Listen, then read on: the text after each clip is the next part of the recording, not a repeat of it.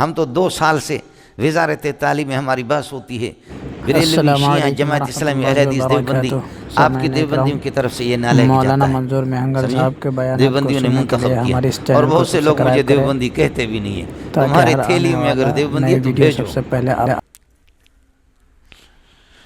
بعض لوگ مجھے دیوبندی سے نکالنے کے لیے جب بھی اہل چمن کو ضرورت پڑی خون ہم نے دیے گردنیں پیش کی، پھر بھی کہتے ہیں ہم سے یہ اہل چمن، یہ چمن ہمارا ہے تمہارا نہیں۔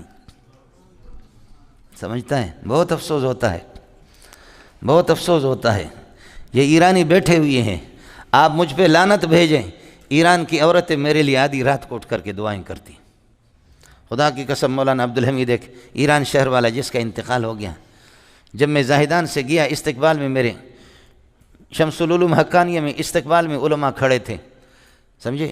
آپ کو یاد ہوگا 2005 میں آپ کی طرف سے ایران گیا عالمی مقابلے میں، 6 میں بھی گیا ہوں، سب کو سبحان اللہ، سمجھے؟ یہ اللہ نے آپ کے دیوبندیوں کے مقدر میں نہیں لکھا، خدا نے اس چرواہے کے بیٹے سے یہ کام لے لیا۔ یہ آپ کے کسی بزرگ کے اکابر کہتے رہو، لیکن کسی اکابر کو اللہ نے یہ توفیق نہیں دی۔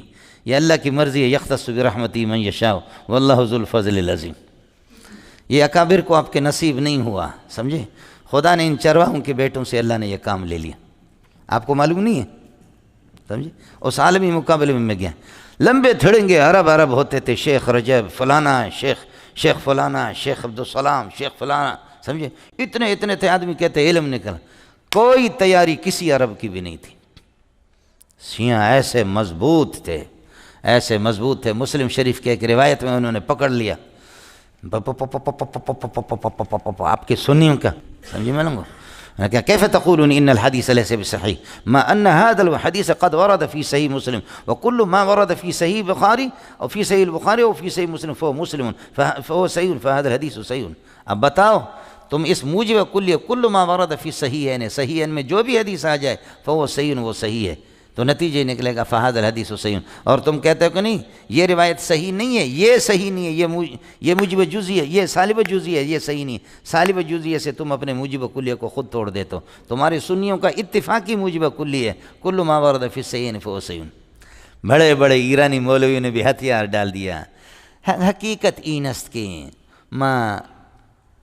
بہرحال حقیقت آقای سلیمانی حقیقتی نست کہ ما اعتراف میں کنم ما تسلیم میں کنم کی حدیث بالکل صحیح است، سمجھے؟ یہ حدیث بالکل صحیح ہے۔ ایک بڈھا ایرانی بلوچ بیٹھا ہوا تھا، اس کا میں نے کس کر میں نے کہا کہ جب یہ صحیح ہے تو ہم کے لیے یہاں آ گئے،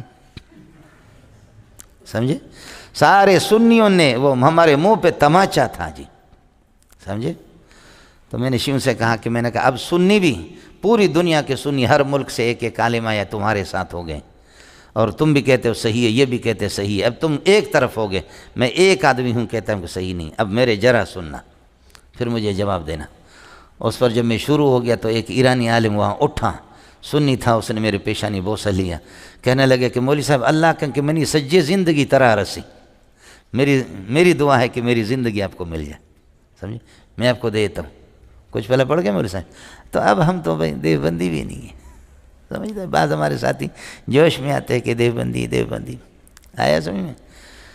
یہ جو ہوا یہ سلسلہ بریلوی بہت تکڑا قسم کا آدمی ہے، اور وہ اللہ آپ کا بھلا کریے کہ شیعہ بہت تکڑا قسم کا آدمی ہے، سمجھے؟ ابتدا میں ان کا نام تھا، اگر آپ کے کھاتے میں ذخیرہ میں ہوتا تو کسی کو آپ بھیجتے۔ مجھے پتہ ہے کہ کتنے مشورے اندر ہوئے، اکابرین نے مشورے بھی کیے کہ کس کو بھیجیں۔ آپ کے خطیبوں کو الحمدللہ، اس لیے کہ 2 آیتیں رٹا لگانا الگ ہے، پورا قرآن الگ ہے، ادھر تو پورے قرآن کی بحث تھی، سمجھے؟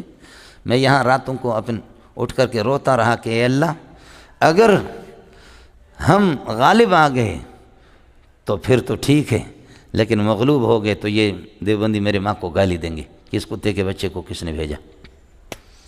آیا سمجھ میں؟ لیکن اللہ کی فضل و کرم سے جا کر کے پتہ کرو کہ کبھی بھی آپ ہارے نہیں ہیں، سمجھے میں؟